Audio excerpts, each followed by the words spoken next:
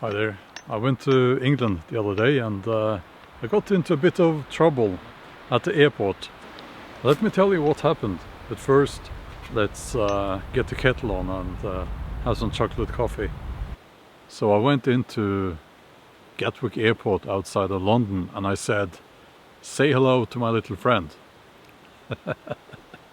Well, that's not exactly what happened, but I did get into trouble with the people working at the so-called security check at the airport, and I'll get back to that.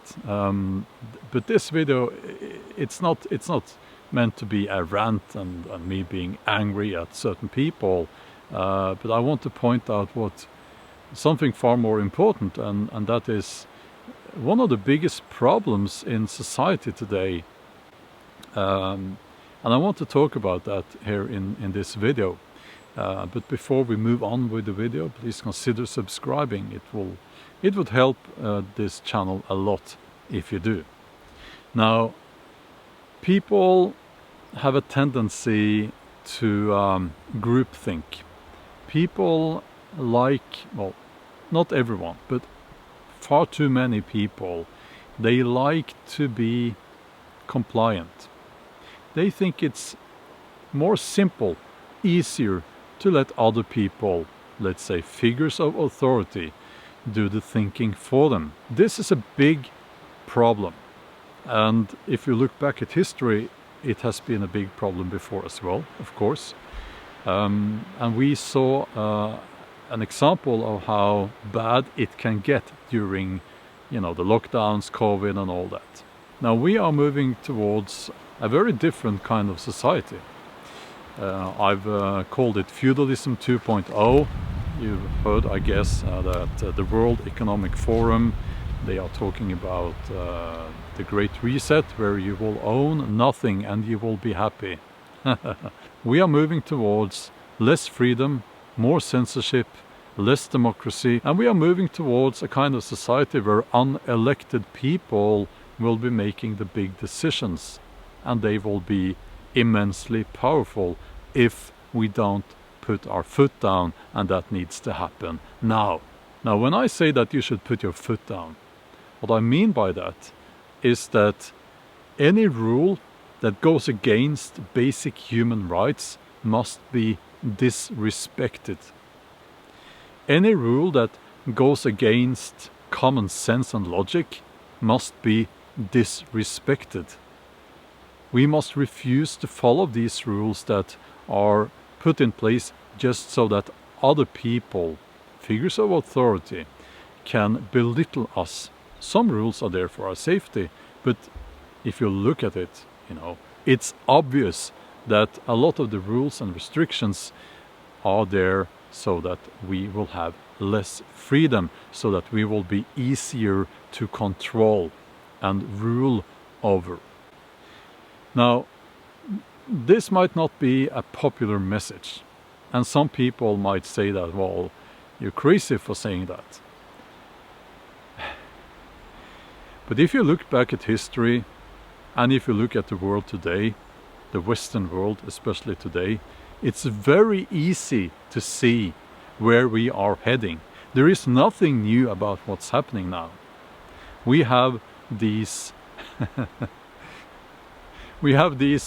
globalist organizations like the World Economic Forum, the EU, and so on and so on.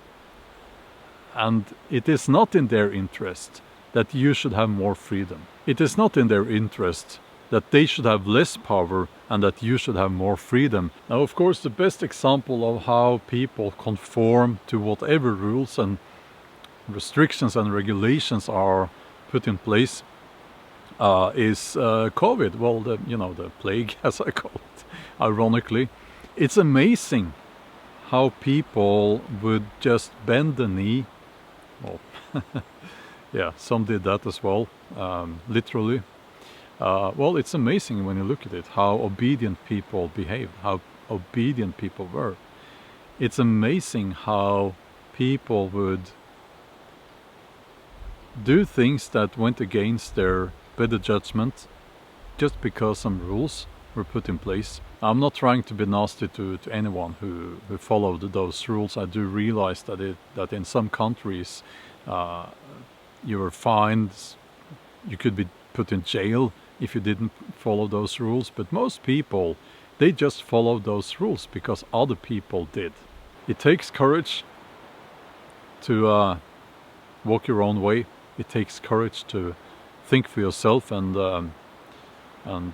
refuse to obey.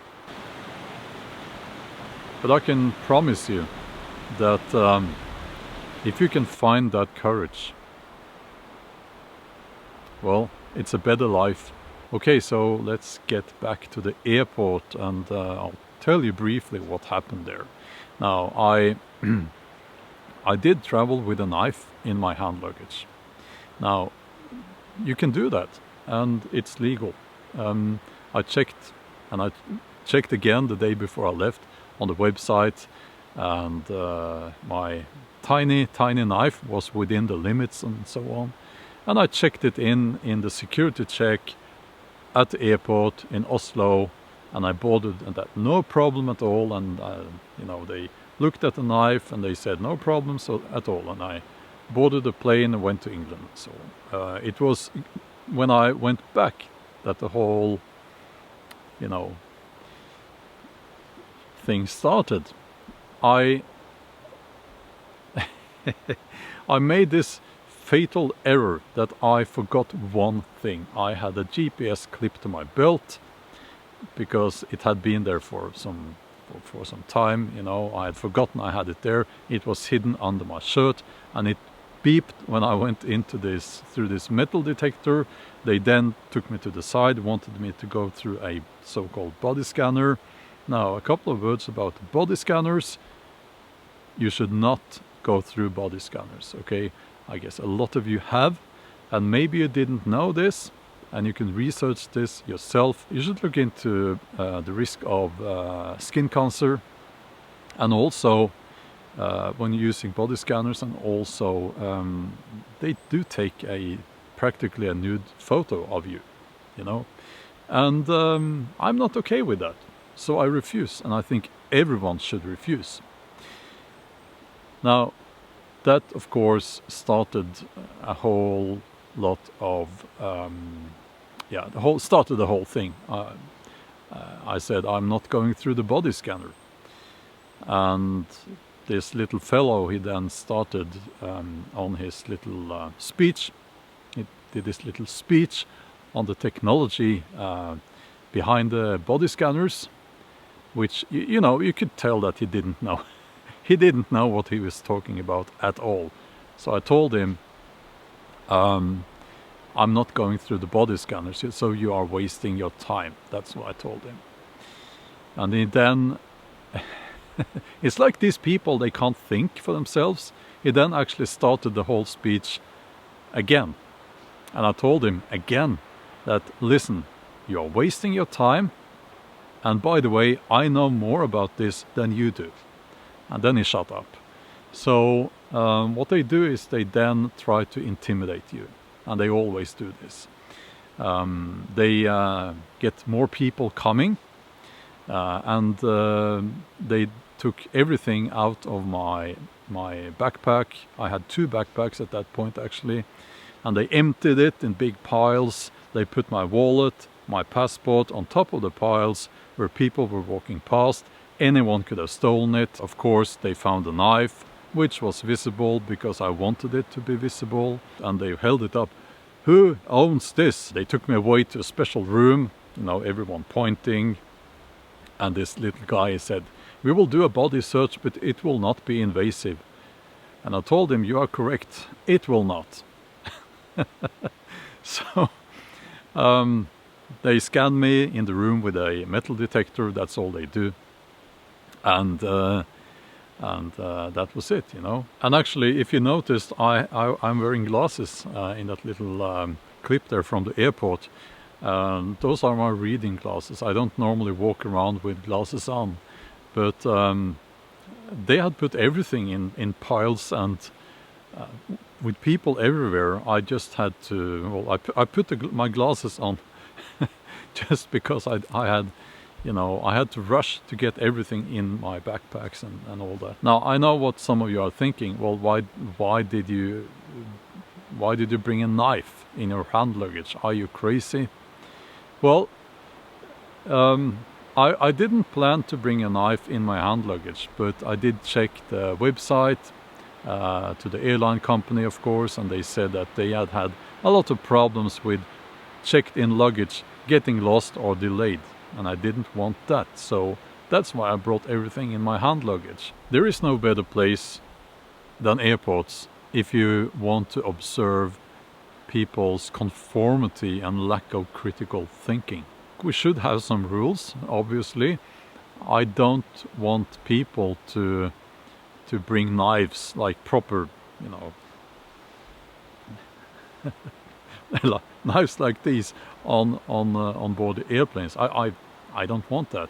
And also, I did actually follow the rules, but they made up some rules. I did send this one woman off, and I told her, you don't know the rules, obviously, so you have to go and read up on the rules. So she went away, but when she came back, she had made up a rule that said that it was sharp. The knife was sharp. Yeah, that was enough. It was sharp, so I couldn't bring it on board. So actually, they stole my knife. I'm billing the airline company for the knife. It's theft, and I don't accept it. You know, we need to put our foot down. We can't have these people and these corporations treat us like that. It's not okay, you know. We need to put our foot down. Every day we need to use our voice, and we will not be treated like cattle. We will not be treated like slaves. It's not okay. We will not respect these people, and we will protect our freedom. So, that's all for now. Thank you for watching.